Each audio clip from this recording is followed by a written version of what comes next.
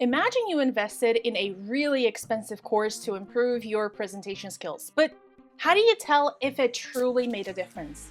That's the same question and challenge learning and development practitioners around the world face on a daily basis. Hello and welcome to the L&D Academy. My name is Irina, and today let's explore some of the most fundamental things you need to know about measuring learning and development. First of all, what is learning evaluation? We can describe it as the total worth or value of L&D in monetary and non-monetary terms. So really, there are three key elements here: worth or value, monetary, and non-monetary. Let's try to make sense of these.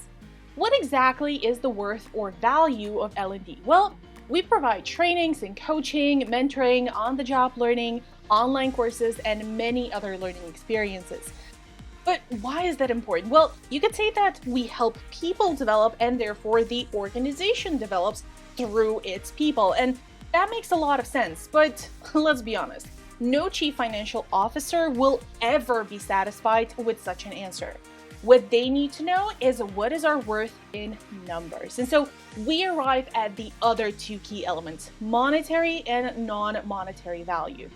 In the monetary metrics, you could look for things like the L&D budget and spending, how many people attended a learning event, and how many didn't show up, how many new learning programs were launched in that year, how many training hours each employee had, what was the return on investment, what's the cost of training versus not training, reduction in turnover costs, increased sales or production output, reduction in waste or error rates, and so on.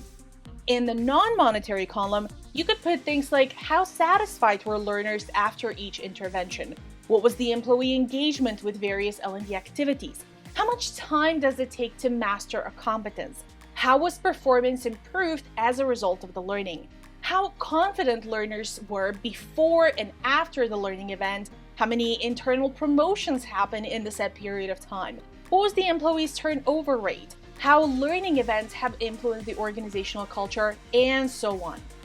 And this is where we arrive at the second question: what to measure. Now, there are several authors and popular models out there, like Kirkpatrick's 4 levels and Phillips' ROI, but at the heart of it, there are 7 things you want to measure: reactions, knowledge, skills, attitude, application, results, and return on investment. In other words, did participants like the learning event? What knowledge did they gain and retain, and what skills did they gain and retain? How are they behaving differently as a result of the learning event? Are participants applying what they have learned back on the job?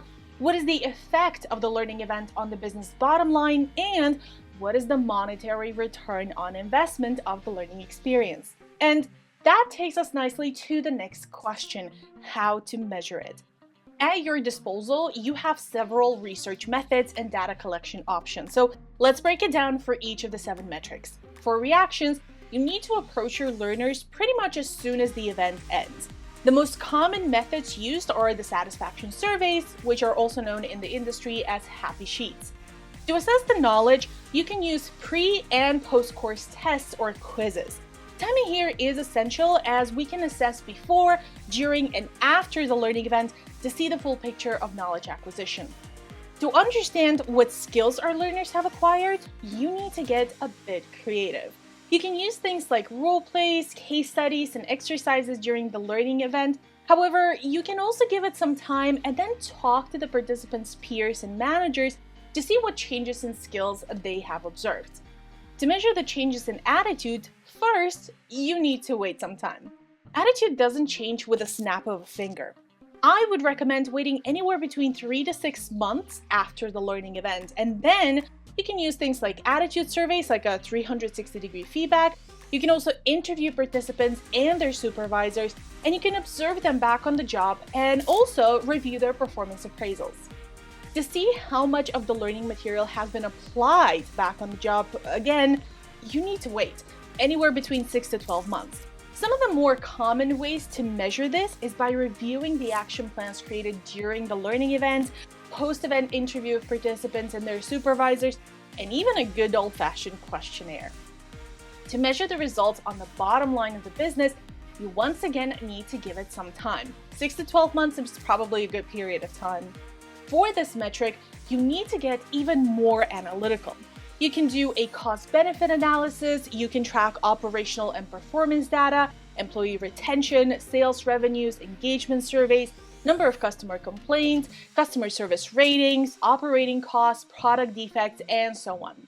Usually, you agree on what you will measure at the beginning of the learning design process. In other words, if I'm creating a presentation skills workshop, before I design the session, I will have agreed with my stakeholders what will be measured at the end. It will be things like higher rate of successful project pitches, measurable improvement of slide designs, customer feedback on presentations, and so on. Finally, the most elusive metric, the return on investment. Now, we did a whole video on measuring the learning ROI, which you can check out here on the screen or in the description down below. Without going into too much details here, the most common tools to measure the ROI are the cost-benefit analysis, trend lines, participants and supervisors' estimates, and of course the ROI formula, which is net monetary benefits, that is benefit minus cost, divided by the total cost and multiplied by 100. It's also worth mentioning that there are some challenges of measuring L&D. If I speak Spanish fluently, is it because of my teacher, the curriculum, the classmates who helped me, or was it because I lived in Spain for a year where I had to speak Spanish?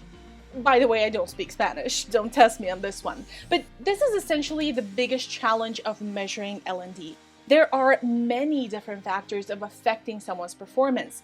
How can you isolate the ones that are directly affected by learning and those that aren't? There isn't a simple way to solve this. As an L&D professional, you must employ a nuanced approach, combining quantitative metrics with qualitative insights to really capture the holistic impact of learning experiences. This involves not just looking at test scores or completion rates, but also gathering feedback, observing behavioral changes, considering external factors that can also contribute to performance. If you want to learn more about this topic, we have a short mini online course on learning evaluation that delves deeper into the evaluation models and processes. And exclusively for our YouTube viewers, you can use a 10% discount by using the code in the description. Hope to see you there.